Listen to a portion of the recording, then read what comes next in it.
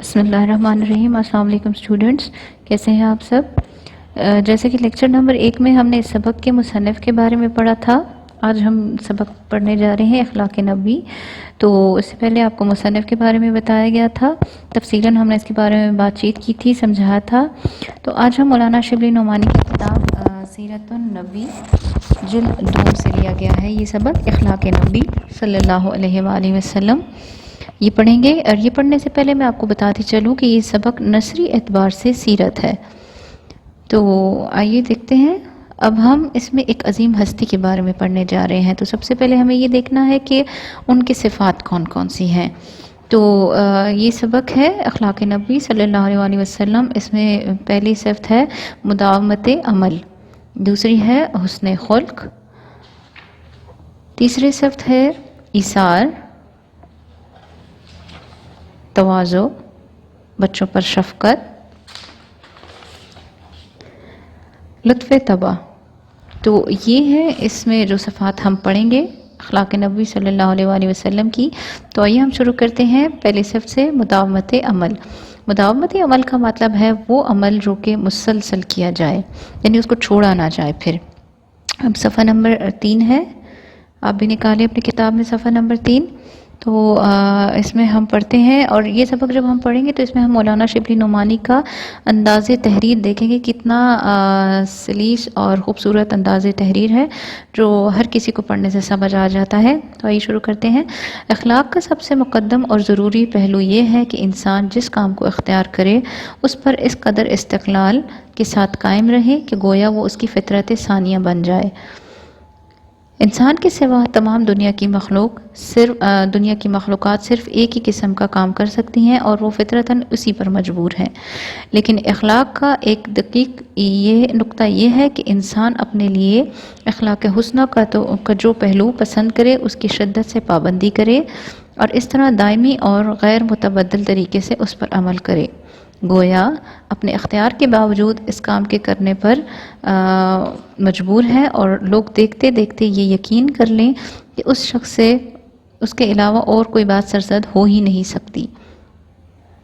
گویا اس سے یہ افعال اس طرح صادر ہوتے ہیں جیسے آفتاب سے روشنی، درخت سے پھل اور پھول سے خوشبو، کہ یہ خصوصیات ان سے کسی حالت میں الگ نہیں ہو سکتی۔ اسی کا نام استقامت حال اور مداومت عمل ہے۔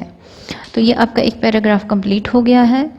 اس میں یہ بتایا گیا ہے کہ مداومت عمل ہماری زندگی کا ایک اہم پہلو ہونا چاہیے، کیونکہ سنت رسول صلی اللہ علیہ وآلہ وسلم ہے۔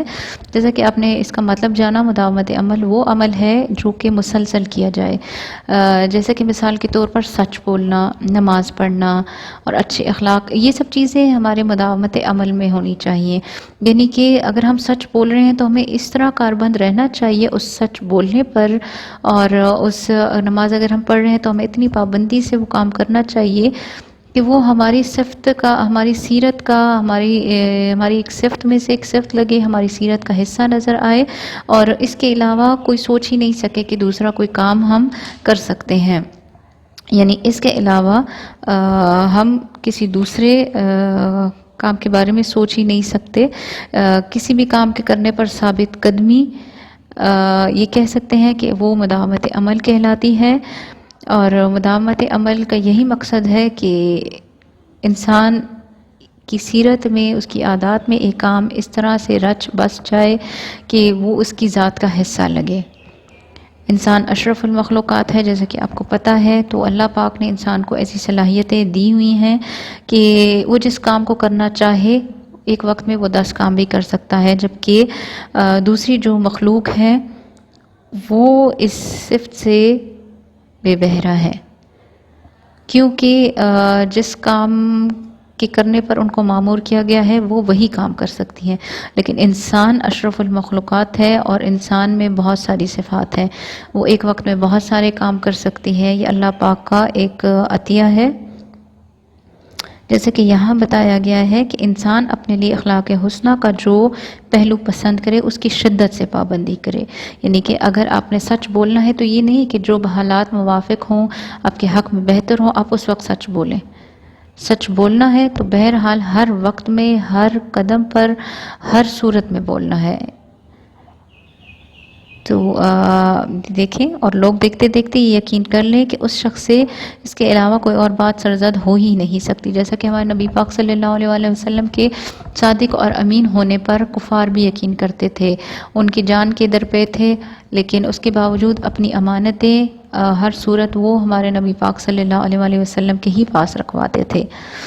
دوسرے پیراگراف میں پڑھتے ہیں، رسول پاک صلی اللہ علیہ وآلہ وسلم اپنے تمام کاموں میں اسی اصول کی پابندی فرماتے تھے، جس کام کو وہ جس طریقے سے جس وقت آپ صلی اللہ علیہ وسلم شروع فرمایا اس پر برابر شدت کے ساتھ قائم رہتے تھے۔ سنت کا لفظ ہماری شریعت میں اسی اصول سے پیدا ہوتا ہے۔ سنت وہ فعل ہے جس پر رسول پاک صلی اللہ علیہ وآلہ وسلم نے ہمیشہ مداومت فرمائی اور بغیر کسی قوی معنی کے کبھی اس کو ترک نہیں فرمایا۔ اس بنا پر جس قدر سنن ہیں وہ در حقیقت آپ صلی اللہ علیہ وآلہ وسلم کی استقامت حال اور مداومت عمل کی ناقابل انکار مثالیں ہیں۔ یعنی یہاں بھی وہی بات دہرائی گئی ہے کہ جو